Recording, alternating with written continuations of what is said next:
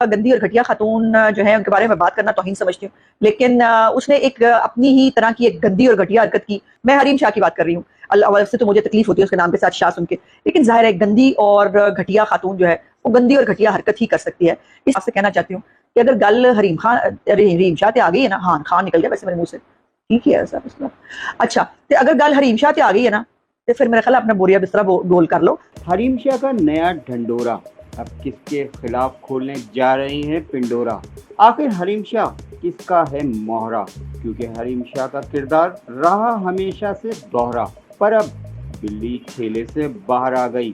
بتائیں گے آپ کو وہ سب کس کی شے پہ سوشل میڈیا پر چھا گئی.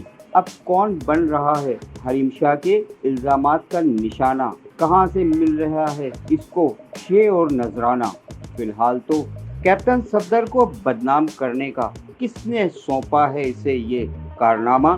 اس دن میں رو رہی ہوں تو آپ کی وجہ سے، اور آپ نے میرا دل توڑ دیا ہے. اب میں آپ کی زندگی میں نہیں ہوں. جاؤ جو مرضی کرتے ہو کرو. ایک دن تمہیں ضرور میری قدر آئے گی. اب تمہیں ضرور میری قدر آئے گی. میری خوشیاں، میرا سکون، سب کچھ برباد ہو گیا ہے آپ کی وجہ سے.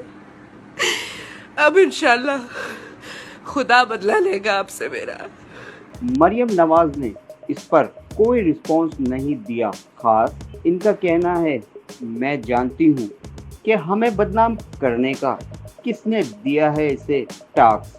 دنیا حریم شاہ کو جانتی ہے، ان کی باتیں اور شرم کی حد، کیونکہ کسی بھی عزتدار کی بنا سکتی ہے حریم شاہ گرد. کون کر رہا ہے اس کی مکمل پشت پناہی اور اس کا کھولنا اور کھولنا دکھائیں گے آپ کو اپنی اگلی ویڈیو میں. دیکھتے رہیں الوفا نیوز کراچی، جس میں لائیں گے آپ کے سامنے وہ بڑے بڑے نام جو حریم شاہ کے ذریعے کرتے ہیں جسے چاہیں بدنام. حریم شاہ کی جانب سے وائرل کرنے والی لڑکی کی ویڈیو پرانی ہے یا تازہ، اب بن گیا ہے یہ ایک متنازع.